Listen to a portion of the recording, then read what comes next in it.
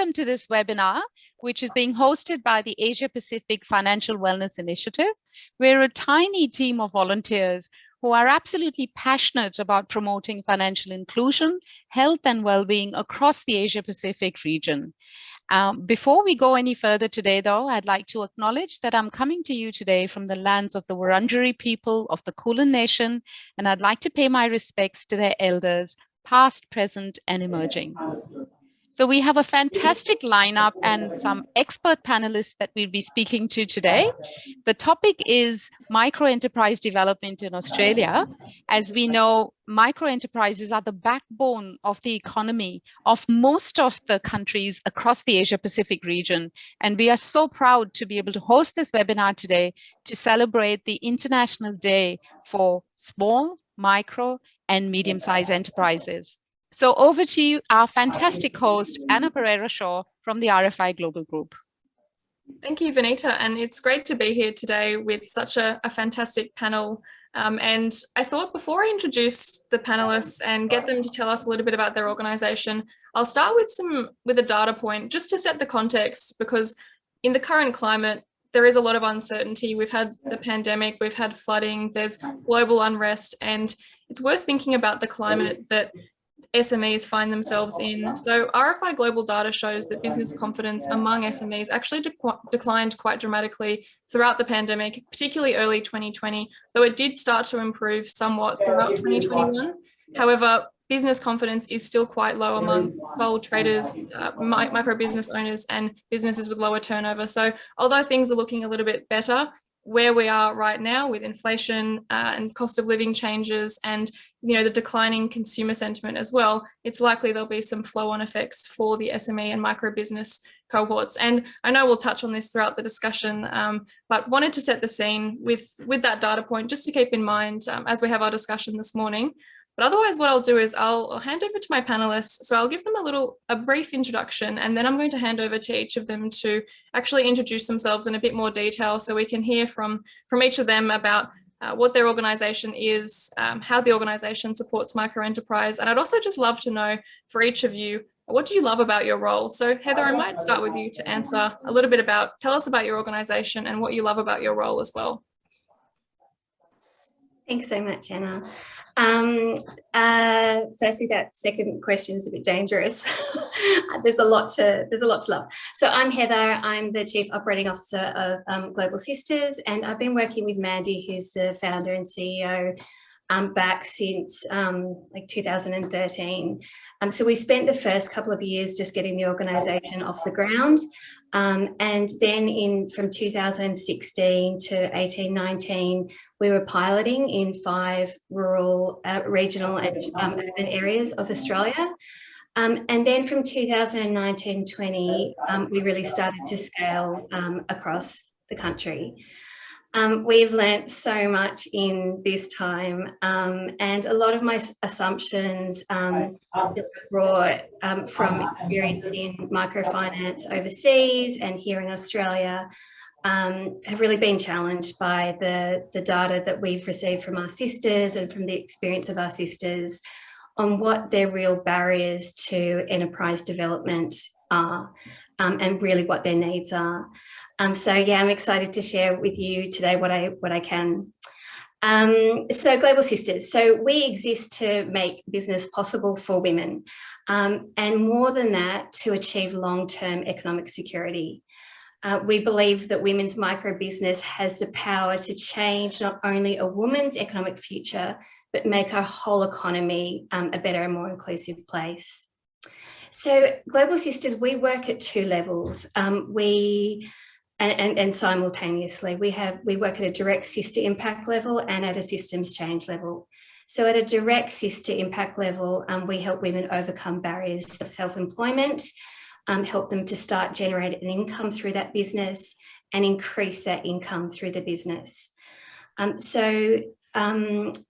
Our programs and tools, they're very much a long-term support. It's not a, couple of weeks or a few months program. It's pretty much indefinite. We started off by saying three years, but typically our sisters stay with us indefinitely. the main buckets of support, programmatic support that we provide are business education, business coaching and pro bono support, microfinance, and sales and marketing support, primarily through our marketplace. The direct sister impact work is really what we talk about, that in terms of helping women beat the odds. When we talk about our systems change work, we're talking about helping women to change the odds. So our systems change work is changing the systems and structures that are preventing and hindering women to be able to create their own jobs, sustain those jobs, and leverage that income for long-term economic security. And so our strategy around this is threefold. So one part of it is elevating women's micro business as a thing in Australia. It's a huge, huge part of discussion, public policy discussion overseas, but in Australia, we really see that as lacking. We are developing out a roadmap of financial products and services for our sisters, and welfare reform, particularly in regards to women's self-employment. So that's us in a nutshell. In terms of what I love about my role, look, honestly, this is a dream job. I've been working, I realised, in microfinance and in this space since 1999, a long, long time ago, starting off in the Philippines. But this is my just complete dream job, I think, because it's really, really about seeing economic justice for women and security, but not just for women, but for all women. So not just those born into privilege and advantage, but any woman who needs it.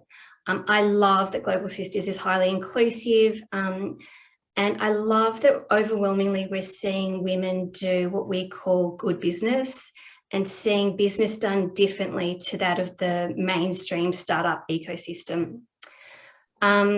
I love women's micro business as a solution to underemployment, unemployment, precarious jobs. I think it really provides that flexibility needed for women to participate economically in Australia and get out of that vicious cycle of welfare to short-term crappy jobs back into welfare. Having that kind of genuinely flexible alternative to mainstream employment is just so important. I'm really, really encouraged, and big shout out to our social impact team at Global Sisters. We're really starting to get the data through that we are having that impact we intend to have around creating an immediate income, increasing that income, and now we're starting to see that income sustained and being able to be leveraged for long-term economic security. And that's what we're really about. We've worked with over 5,000 women across Australia since we started in 2016. And while I always joke that, that's kind of nothing compared to like the markets in the Philippines or India, we really are able to have that depth of impact and have a scalable model now. I think mostly I love our sister community. I love our sisters. I love the community and the connection, the women backing other women. Our tagline is back her brilliance. And yeah, we just really see that, that lived out. We've seen over $3 million transferred from corporate Australia, from companies like Unilever and Afterpay and Visa. Amazing support transferred to emerging micro businesses, and these are real opportunities for the women to start to scale their businesses. Thank you, Heather. I can imagine how exciting it is to be at the forefront of so much change and to really see that flow-on positive impact where you see someone at the beginning of their business journey and then you see them really progressing after the years. And you mentioned that typically they stay forever, so it's not just a short-term relationships, but I imagine you're really seeing that long-term impact, which must be so inspirational from your, from where you're sitting. And I guess it's quite a good harmony, Adam, with what you do. So if you could tell us about Grameen Australia and also what you love about your role in your organisation. Sure thing. Thanks, Anna, and thanks, Vanita, for the opportunity. And great to see you, Arie and Heather. And I want to acknowledge the brilliant work that both Thrive and Global Sisters are doing. It's great to be sectoral colleagues. I'm the CEO of Grameen Australia. We're a fairly new entrant to microenterprise development programs in Australia, but certainly not new on the global scene. Our organisation began, we're a family of organisations all around the world. The Grameen family really began in the late 1970s as a flood disaster response in Bangladesh, where Professor Muhammad Yunus it lent $27 to a group of 20 or so women to be able to start their own enterprises and break down the rackets and price fixing that was going on in the markets, and be able to have make a reasonable return on the wonderful bamboo furniture and other creative products that they were developing. I apologise for the background noise. I'm coming to you live from the Wyndham Library here in the west of Melbourne, and it's a very, very active place. So hopefully you can hear me okay.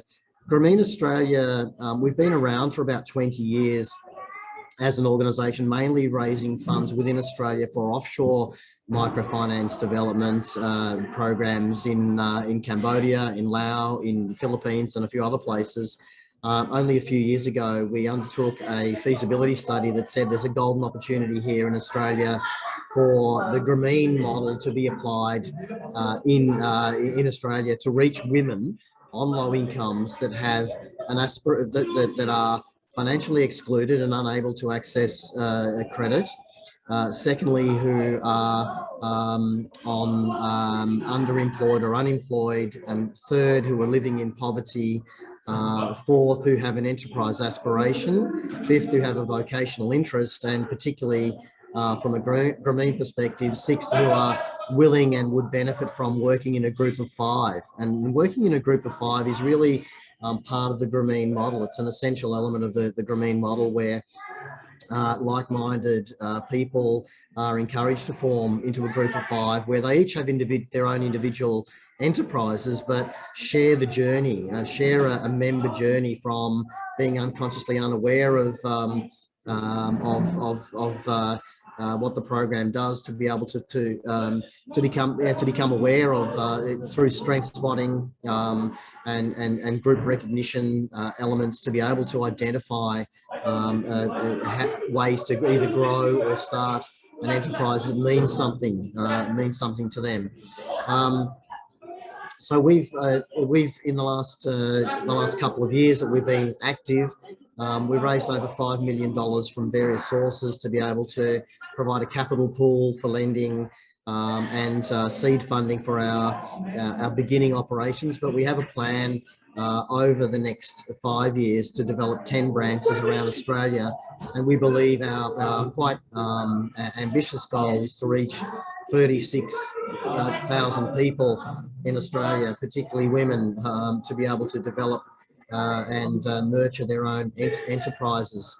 Our vision at Grameen Australia is that we all, as human beings, we have meaningful livelihoods, enabling full lives as we define them ourselves, and that's an important aspect. Not letting the media or anyone else define our full lives, but us defining ourselves. Our purpose in realising that vision at Grameen Australia is that we enable entrepreneurial women on low incomes to create businesses and realise economic mobility. So consciously moving along a continuum away from either crisis or a hardship to a position of stability, economic activity, and longer term resilience. And it's a very Grameen Australia is learning very significantly from the great work of Grameen America. In 2008, Grameen America commenced with very humble beginnings. It took 2 or 3 years to get active, but now Grameen America find themselves having lent over $2 billion US, having reached 160,000 women, and with a 99% loan repayment rate, but more importantly, seeing very significant social and economic impacts, and I'll share those as part of when we get to an impact conversation. But in effect, that the program's having a profound effect, such that very wealthy philanthropists are now investing in Grameen America.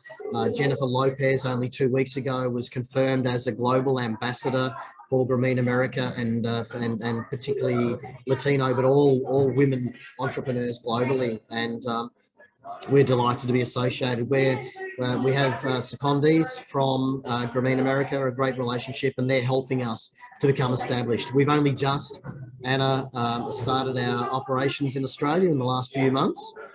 It's still early days, but we're recruiting a team in Broadmeadows, in Victoria, Fairfield in Sydney, Playford in South Australia, Logan, and possibly the Fraser Coast in Queensland, and other states as well. So that's Grameen Australia.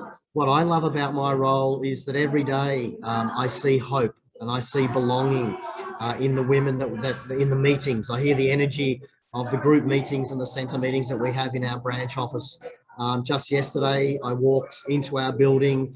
One of our entrepreneurs is a woman called Misha from Iraq. And we'll hear more about Misha's story. We'll be promoting and sharing that story. But she runs a cafe, has just opened a cafe only on Monday this week out the front of our business, selling fabulous baked goods from a Lebanese bakery and coffee and so on.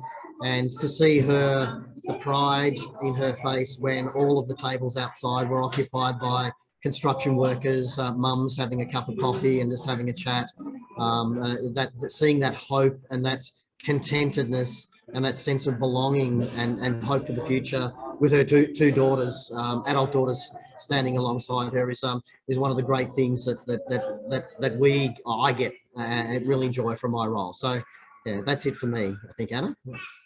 That's great. Thank you, Adam. I think there's so far a bit of a theme emerging around resilience, stability, and this idea of future building as well. So I think I might touch on that a little bit later in the discussion. But Arie, I might hand over to you next to let us know about your organisation and what you love about your role. And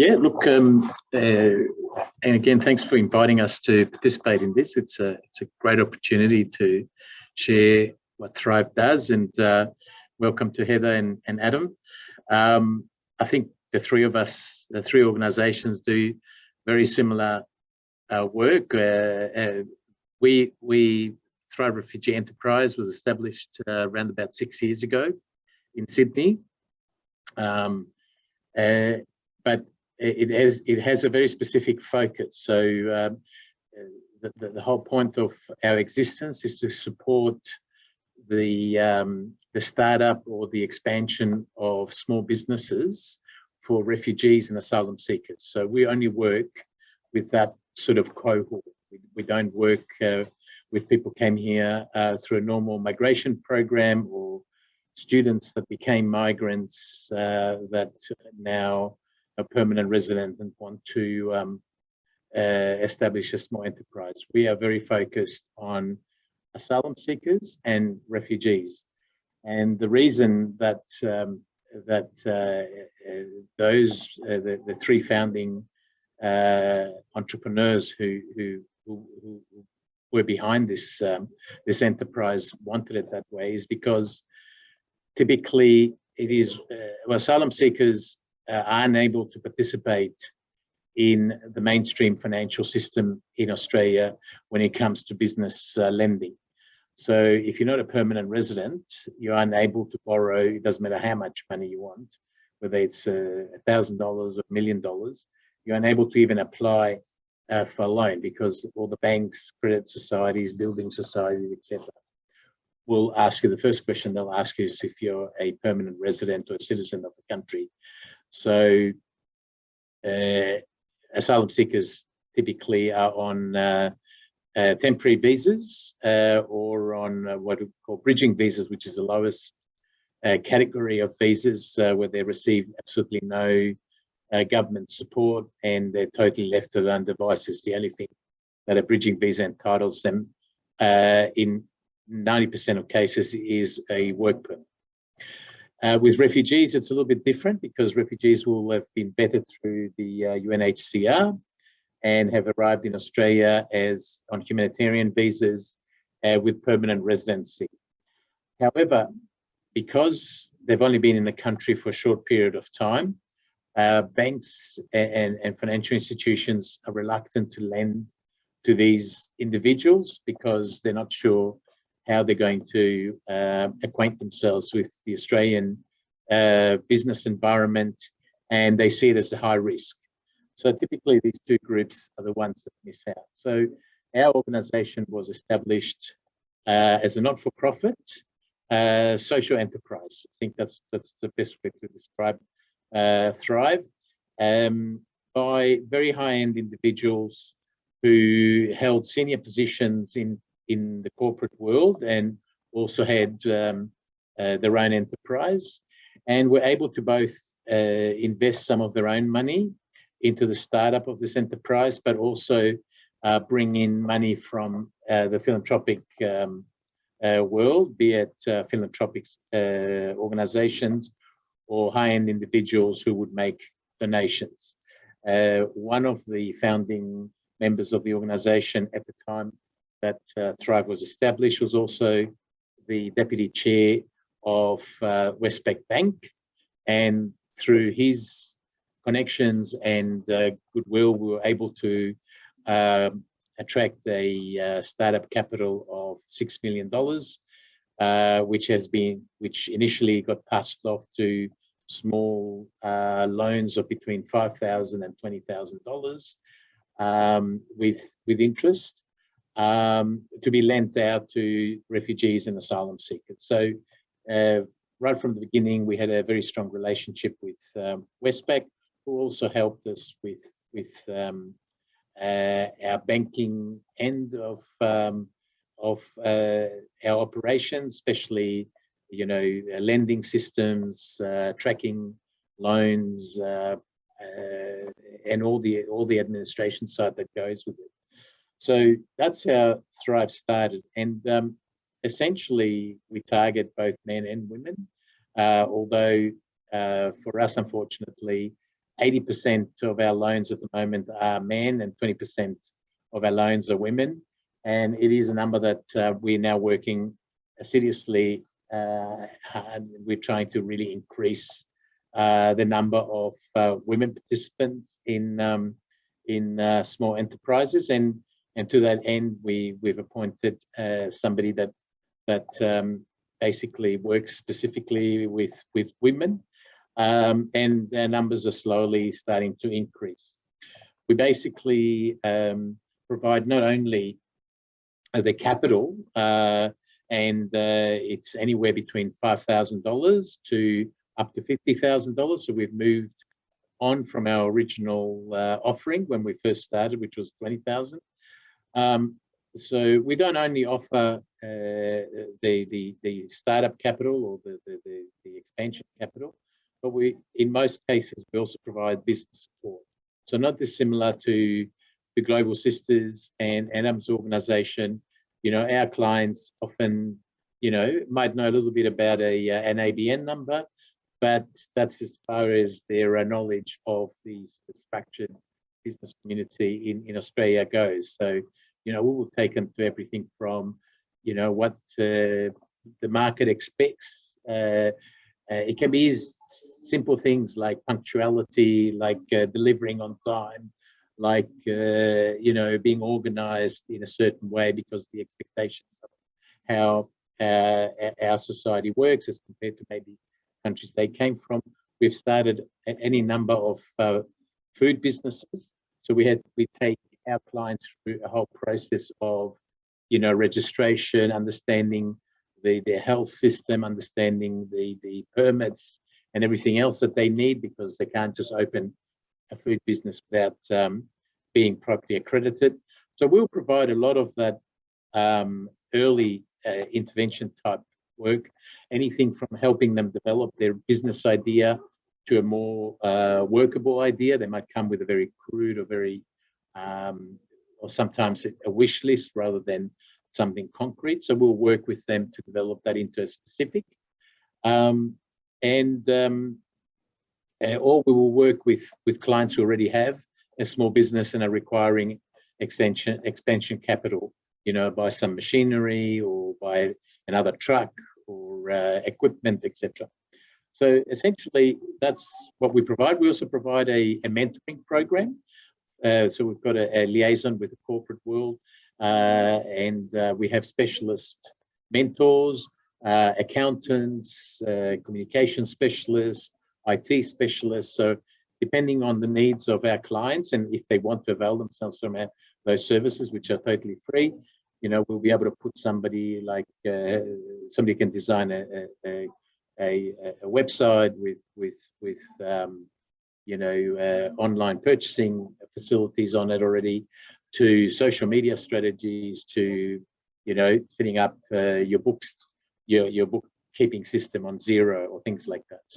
So we are an end-to-end provider, but how it all centers around our ability to then also provide them with the capital that they need. What excites me about my job, not dissimilar to Heather and Adam, is about the possibilities. It's about making things happen and about being able to see that you're actually making a difference. So, we've, since our inception, we've lent to over 260, 270 businesses over the last 5-6 years. And we have a very low rate of default, which is incredible given the group of people that we're working with. But they're very responsible people and very keen to be successful and make a success of their new life here in Australia. For me, for example, yesterday I participated in a dinner as part of Refugee Week. One of the people that provided the food that helped, it was her business that provided the dessert, and she's looking to buy a food truck and set up her business as a food truck. Well, she knew nothing about us, and she's a Palestinian woman, came here 3 years ago, and I was able to talk to her. Not only that, we have a relationship with the Queen Victoria Market, where we're putting, we're trialling 4 businesses into the Vic market, both in food and general merchandise, to see how that works. And it's a genuine partnership between the 2 organisations. They also have a night market that runs once a week. It's a food market. So I'm able to connect her straight into the night market. So, from her just wondering where am I going to get some support to make my food van or my night market idea work, we were able to pretty much work something out last night. Now we're going to start working with her on the details of it all. But they're the sort of things that excite me, the possibilities, the fact that you can make something happen there and then, and it's a win-win situation for everyone. We get a lot of satisfaction out of it, and our clients get a lot of they get success, and they repay their success tenfold because of all the multiplier effects, whether it's taxation, employment, profits, the fact that they become consumers and start buying houses, etc., etc. So it's that's where the pleasure comes from. Thank you. It seems like there's a really common theme here as well, with all 3 of you reflecting on, seeing that individual impact and just seeing it, on a per story. You could just really get to see a tangible impact. And, even what you mentioned about seeing very low rates of default, that is really impressive, and it's really positive. And I think that helps with, the future as well, thinking about ensuring you can continue to provide lending. If you're in this position where you've got quite a high number of clients or businesses that have accessed lending, it's really positive that they're all doing quite well, or the majority are really, really thriving from having had that access. Even during lockdown, yeah, where businesses were struggling.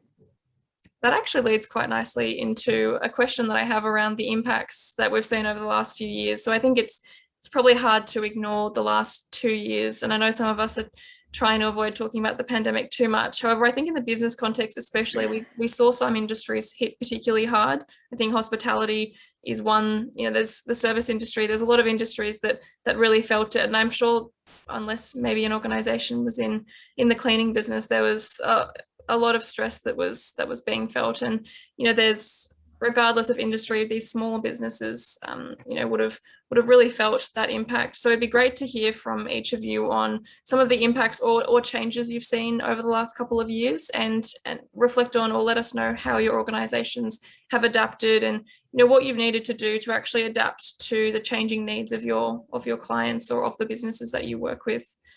Was there anyone who wanted to particularly start? Adam, I might just start with you then.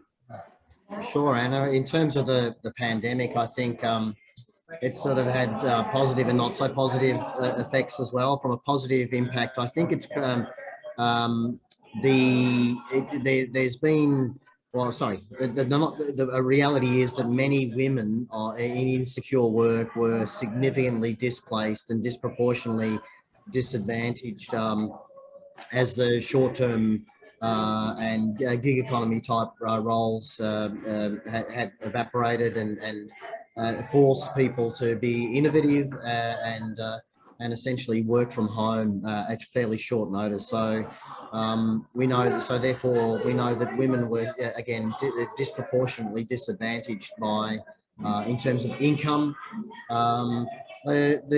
So that's meant that governments and other investors have realised that, and there's been more investment, in women's economic development, and also an acknowledgement that home-based work is not something that home-based work that has happened over the years is now being formally recognised as possible and highly valuable, and it suits people with caring responsibilities, people with family responsibilities, and it can lead to highly productive and does lead to highly productive outcomes. That's been one observation, and the other one has been I know with Grameen America and Grameen Australia that we found new ways to digitise our offering and find ways for our groups to meet. We've just finished a week-long training process with one of our new groups, wholly online, where we brought the groups together, 5 women together, sharing their story, their aspirations, their journey through a Teams meeting, and it went superbly well. It was easy to share the content, to have dialogue, and also not have the 10, 20-minute, half-hour, 1-hour commute to participate as well, and the challenges that go alongside with that. So it's that's been one of the upsides, digital aspects and digital enablement.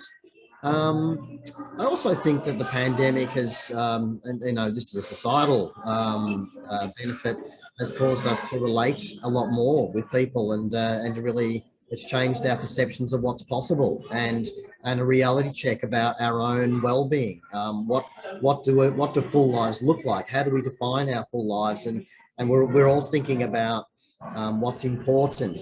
We don't need to always keep up with the Joneses. We're not looking over the fence as much. We're not comparing ourselves to others. We're saying what's important in my home and what's important in my community, and this human connectedness and relatedness that is enabled through group development, group sharing of a journey. And I know both Thrive and Global Sisters do this as well, but that's an integral part of the Grameen model, that 5 women coming together, being a ready reference group for each other, hearing about business strategies and opportunities and pricing and competitor analysis and threats and opportunities, and but also spotting strengths, and that deliberateness of spotting strengths, and saying the 5 women together saying, we are the people we've been waiting for, we've got the power. So that confidence, both through necessity but also a deliberate recognition of confidence and capability, has been a great thing to come out of the pandemic, and that gives me great hope. And I think it means that the valuing of this sector is much, much greater now. There's more of an open mind of governments, of philanthropists, of other investors to say, you know, home-based work and enterprise development is possible, it's probable, and it's highly successful right now.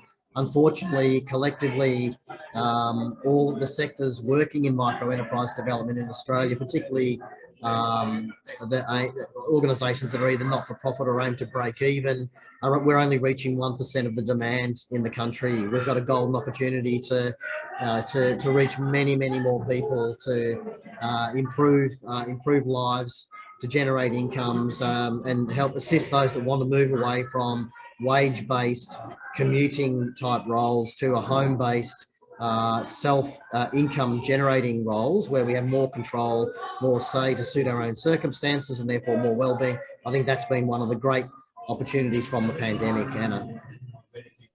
Absolutely, and I think that point around the reality check about, you know, a sense of well-being and life fulfillment, and, you know, what it means to work and what it means to earn an income in non-traditional ways. I think that it's definitely something that was unexpected, even with the corporate lifestyle shifting, with people realizing that if they're home, you know, if they're not on the train for 2 hours a day, they can actually spend that 2 hours with their kids or their dog or alone, and, you know, they can really use time in more effective ways. So I like that point about it being almost this unexpected reality check, which can provide a sense of grounding. And you've also touched on that feeling of community where, you know, there's knowledge sharing and capability and confidence building, which I think is quite a good positive coming out of that. And I think it reflects the strength of the Grameen model as well.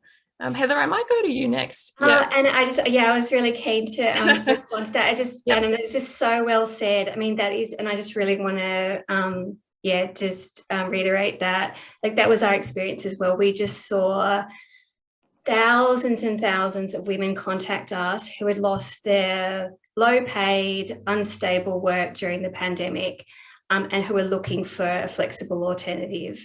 And so we had that same experience. But what was really interesting for us was that right before the pandemic hit, we had actually gone through the process of digital transformation, where as part of our scale strategy, where we went, well, we really love the place-based face-to-face work that we do, but we want to make sure that women all over Australia, no matter what their circumstances and barriers, can access our support.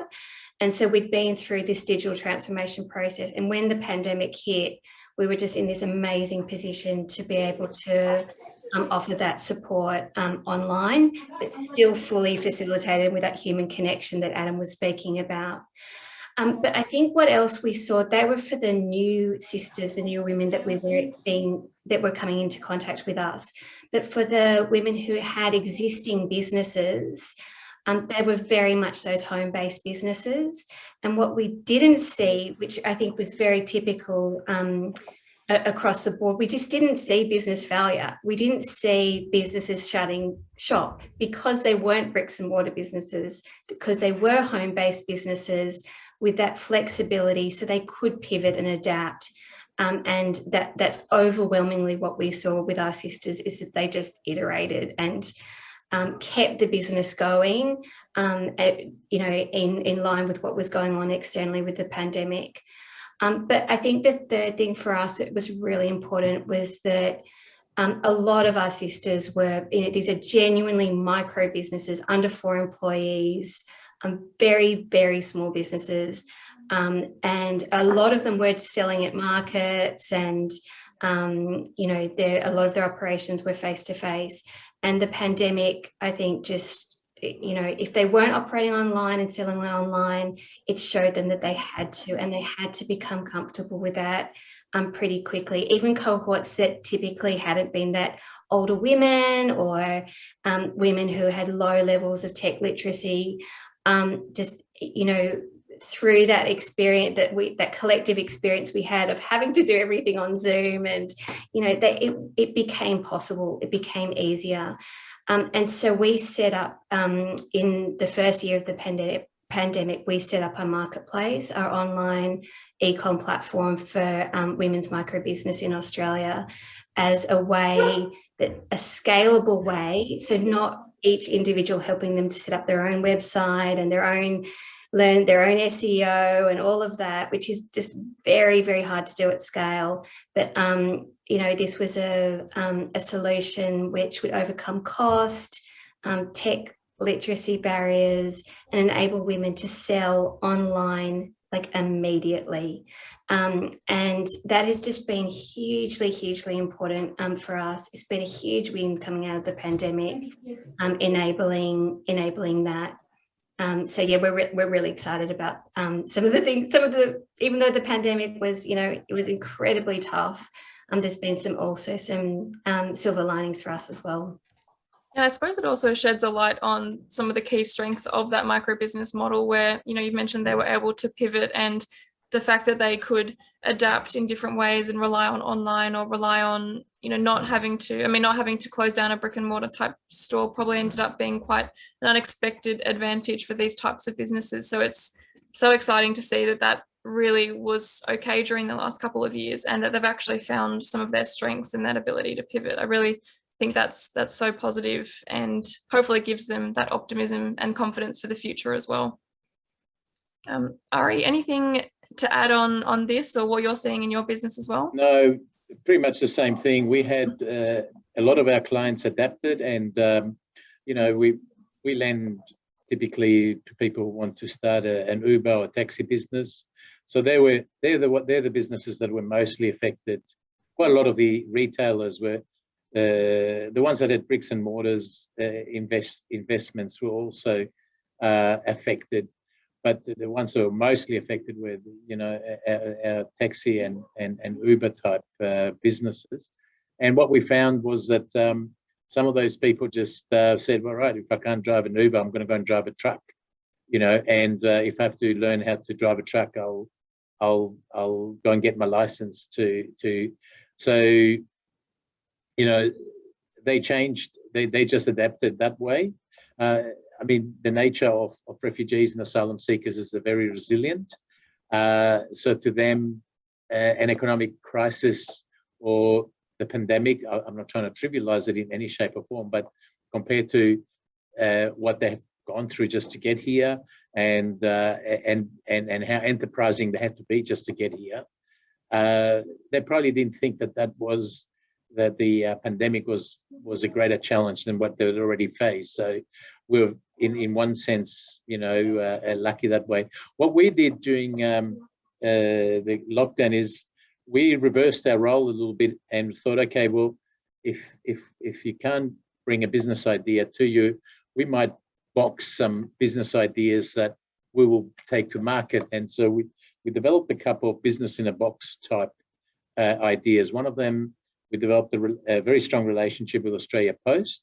Australia Post require in the vicinity of 600 to 800 owner drivers each year through attrition, as well as increase in online purchases. And so we're able to market a low risk business, whereby we would provide the finance for the vans. And often these vans would be second-hand, they don't have to be new vans.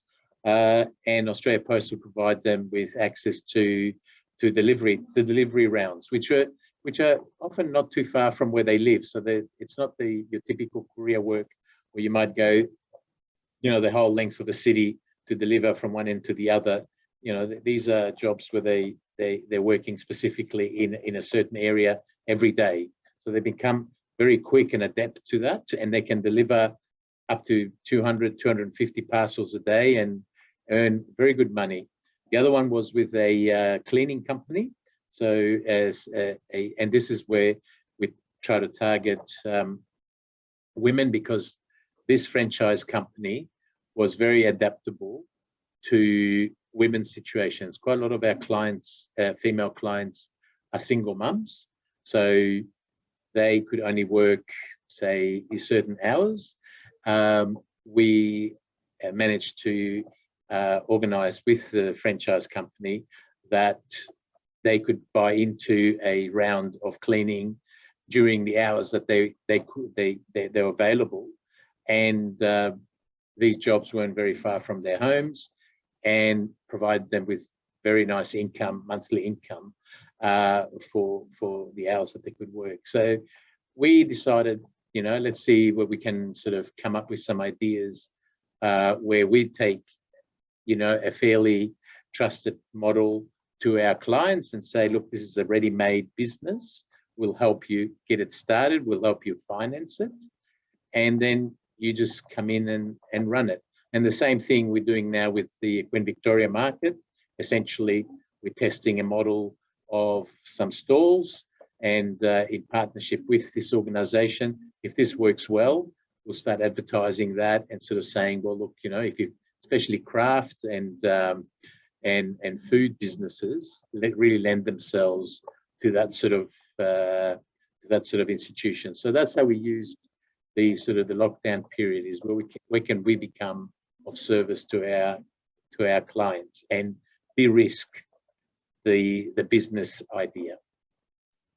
And you've touched on the importance or the value in those two examples with AusPost and the cleaning company of the value of partnerships. And it seems that collaboration worked out to be quite advantageous, and really particularly when, you know, you mentioned that goal of targeting more women for your services, that partnership seemed to be a strategy that helped to address one of those needs. And Adam, you mentioned that there is demand in the community, and, you know, there is a demand for these types of services. And when we think about, you know, the programs that exist, you know, the three of you work for fantastic organisations that are making impact. What else do we think needs to be done to ensure that these programs and services are accessible to the women or the refugees or, you know, the groups that really need them? And Adam, I might start with you if you've got any thoughts on, you know, what needs to shift in order to improve that accessibility. Thanks, Anna. Yeah, you know, to increase accessibility and reach, I think there needs to be one thing. I think we need to avoid the temptation to find a universal metric for impact. Impacts, you know, that sometimes there's criticism of microfinance or banking or energy sector for not having impacts, and they're often isolated instances, or two, or maybe even a group of negative outcomes that then are seen to characterise the sector. And I know, I've you know, in the Harvard Business School run a program called Strategic Leadership for Inclusive Finance, and they talk about the great successes, but also the not so successes in microfinance, and there's been significant case studies to learn. Microenterprise development has been a very significant success story around the world. There are over 300 million people, mainly women, who have taken out a small loan to be able to improve their livelihoods and have independence over the last 20 years, I think 15 to 20 years. And so I think we need to become more sophisticated as a sector to be able to say, well, recognising maybe the different cohorts, so maybe larger size lending that, say, Thrive does from $5,000 to $50,000, and look at the success of those large ticket items for those sort of maybe slightly more mature organisations. Grameen Australia, our loan size goes from $1,000 up to initially $5,000 for basic entry level and commencement type activities, websites, equipment, training, licenses, and so on.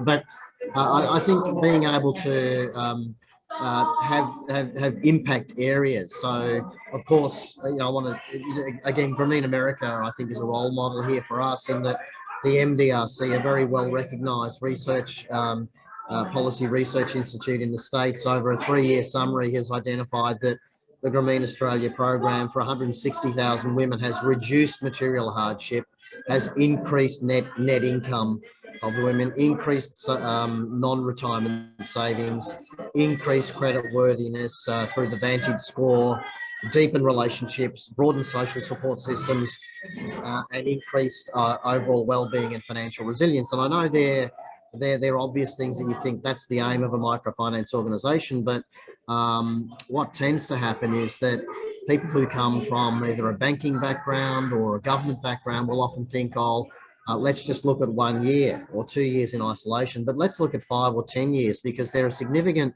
advantages to if you take that longitudinal place. So my short answer is and Vanita will like this, but more investment in research and impact studies, I think, and helping to tell the story both through empirical evidence and storytelling as well, because it's the stories and seeing the Misha's cafes and seeing the hope and the pride in her two. I think her adult daughters are maybe age maybe from 18 to 22, but seeing the pride of their mum, sitting there serving clients, serving her beautiful food and running that cafe. It's been a dream of hers for the last 10 years since coming to Australia to be able to do that. That strength, that peace, that belonging, that harmony, her ability to relate to other people in her community, and that equalization of strength, gender power within the family, of her feeling, and being recognised by her partner as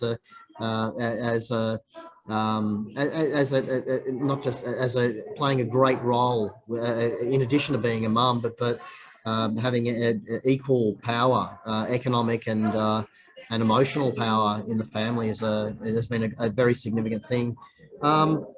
So that's one aspect. The other one, in terms of getting reach, is helping to tell our story well for investors, especially government investors that can become great seed investment partners, and showing and having a more rigorous model around the avoided cost to government by investing in microenterprise development, where people do move away from welfare dependency to generating their own incomes and moving away from that high cost, just in terms of avoiding income support, avoiding crisis-oriented services, emergency relief, and other type of services like that, drug and alcohol services, family violence, that are, of course, emotionally they're very, very challenging, but also for governments, financially challenging programs to find and continue to fund those programs. Let's deal with things at the source. The ability of human beings to interact rationally and kindly with each other, where we all feel that we're having an opportunity to fulfill our potential. That's all we want as people, and where we're deprived of that, or that's diminished, we do see dysfunctional relationships and we do see social problems emerging. So I think they're the two things, the short answers that I'd give you is to measure impact over the longer term, and secondly to make sure that we're clear on the benefits to investors as well, and not be sycophantic to investors, back ourselves and saying there's a goodness to this work beyond the feel good factor, but making sure we're not diminishing it solely to an economic return, but there is more rigor around that as well. So that'd be my sense of that, I think, Anna. Great, and you've touched on the importance of storytelling. And Heather, I know Global Sisters does a lot of storytelling with the amazing work that the sisters are doing. Do you have any thoughts on the value of those stories, and how you spread the word about the work Global Sisters is doing to encourage other women who might be inspired to potentially start their own business, or seek inspiration from some of the existing success stories?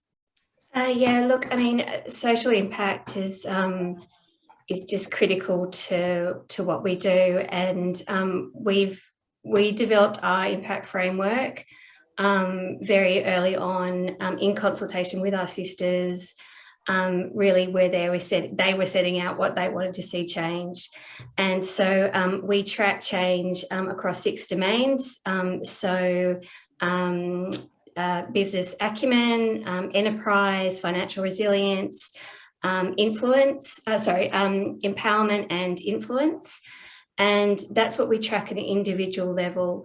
And we're now starting to track more systems change, macro impacts, particularly around what I was talking about before, around the sustained income and being able to leverage that income for long-term economic security. So being able to prevent things like older age homelessness in women, and helping women get out and stay out of DV, things like that. So I mean, that's really, really important to us. Storytelling is the same as Grameen. It's incredibly important to us.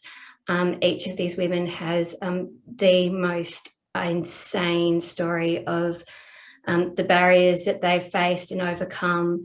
But I think what I'd actually really like to answer a question that you asked us earlier around what we see is working best in the Australian context and what isn't working for our cohorts.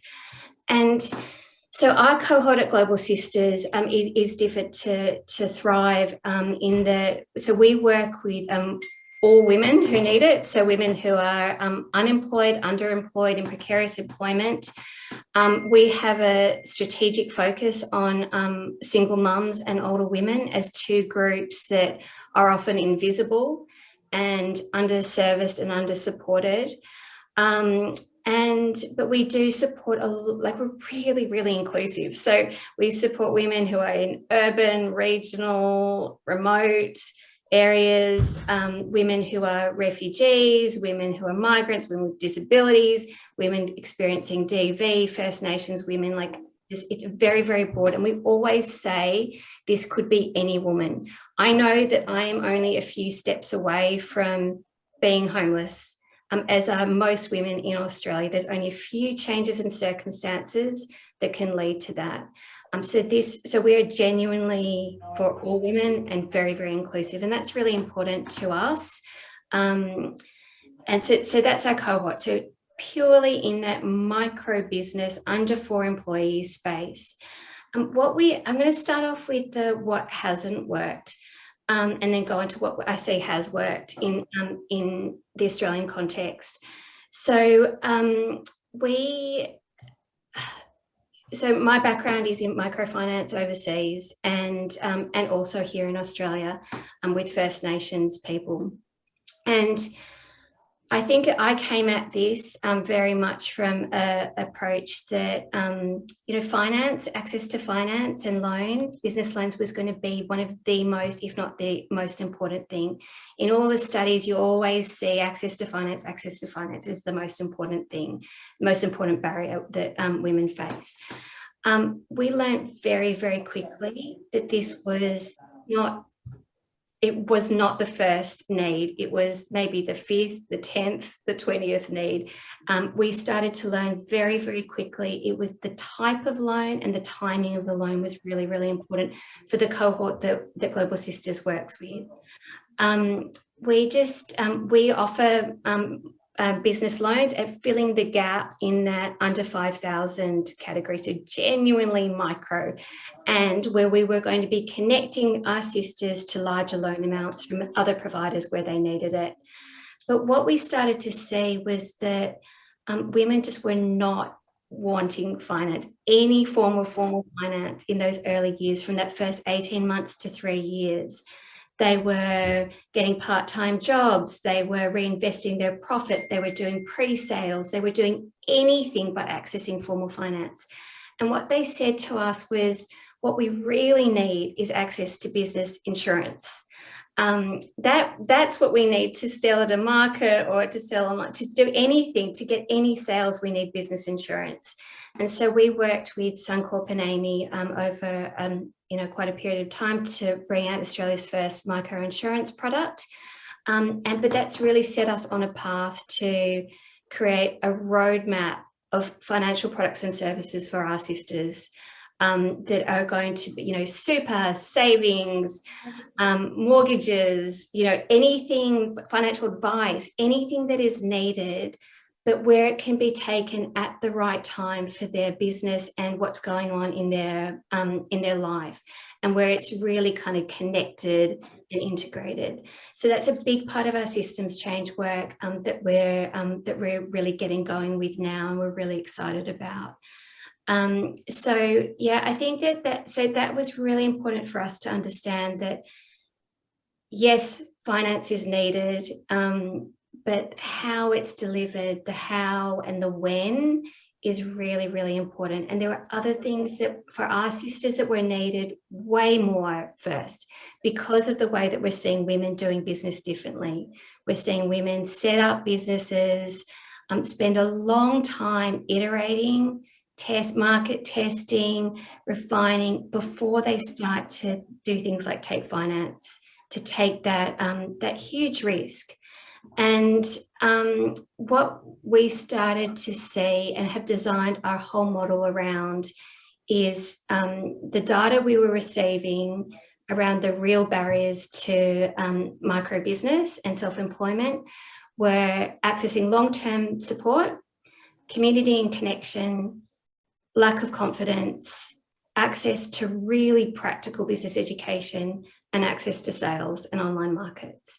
And so our whole model has been designed specifically to address those barriers. I think just to add to that, to Adam's point, you know, we really want the sector to understand how important home-based micro businesses are in the economy, how important they are for that individual woman and more broadly, but that the solution to support them is broader than just a loan. But typically the conversation is around SMEs and larger businesses, and not about micro businesses and what they need, and not about what women's micro business and how women do micro business. So we would really love to see that conversation and narrative change. Yeah, I can see the importance, particularly of, you know, ensuring insurance and managing that risk. And we do see that even on the consumer side, women are typically a little bit more debt adverse. So it makes sense that this is flowing through for business owners who probably have a lot at stake as well. You know, and that's not to say that they don't need it. They absolutely do need it, but probably it's our sisters, because of that kind of iterative, slower business, more sustainable approach to developing a business. They need it at 18 months to 3 years, not at like day one. Yeah, it's a really interesting insight and finding, particularly from all the women you've worked with. It seems that, you know, something that can really help with what Global Sisters is offering as well, in terms of all the various support services that you offer, really helping with the early stages of that business and the other components. The only other thing to add is, so we partner with Suncorp and Amy for their business insurance, and that's what we're seeking to do. So Global Sisters, we don't want to be a financial service provider. We want to partner with wonderful organisations, with formal financial institutions and banks and others who are doing really interesting work and want to support women in this space. So we're starting those conversations now. Fantastic. That's really exciting, and I'm sure there's going to be a lot of impact that is coming out of that as well. Arie, was there anything that you wanted to add when thinking about the current landscape or the accessibility of services, or, you know, anything that you've noticed that could help with improving the accessibility of your organisation's services to the cohort you target? Not that dissimilar to what's already been mentioned. You know, we've adapted and expanded our services and changed and have evolved a number of times since we started. Our thinking, we understand our client base a lot better. We lend on character essentially, because our loans are unsecured. So we need to get to understand our clients quite well, so that we're lending for the right reasons to the right people.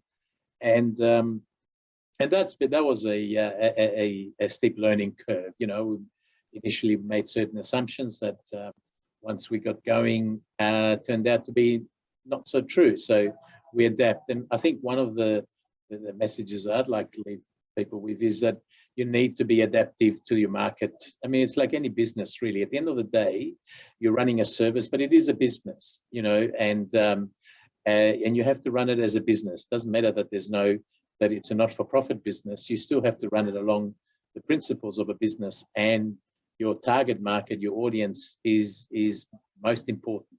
And listening to what your clients want and what they don't want is really important. So as Heather said, you know, we also do longitudinal studies.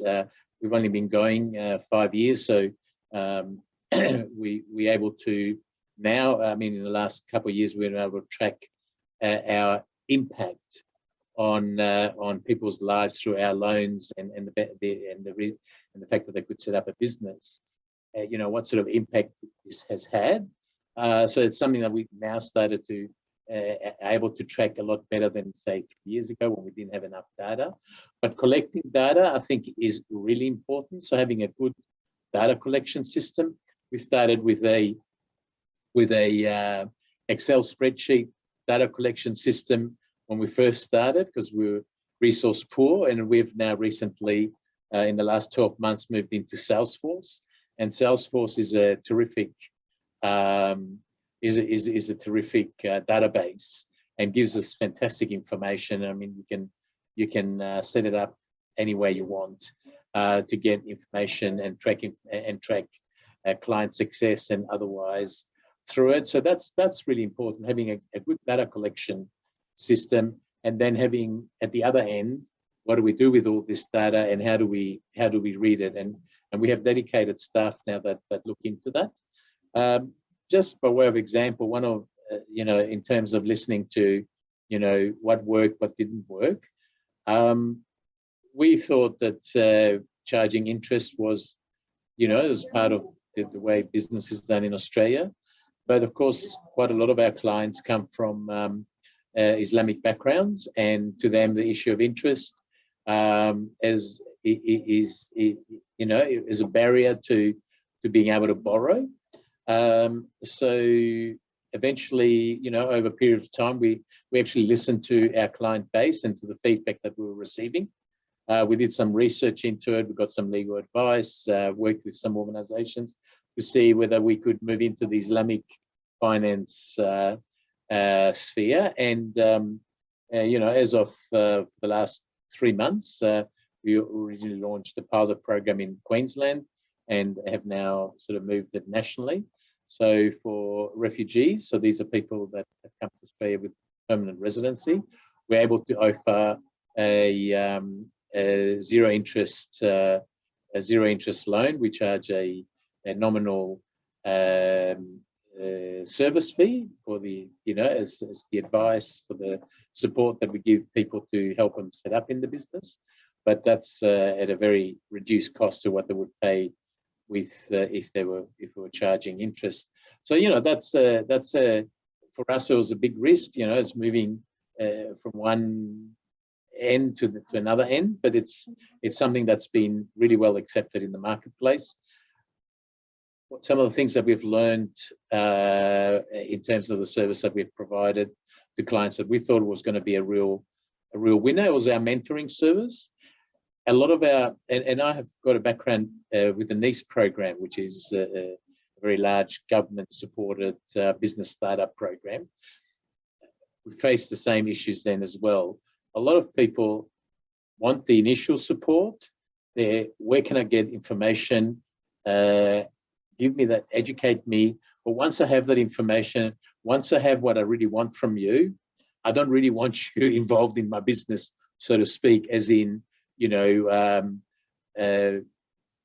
looking around or so a lot of our clients declined our mentoring services.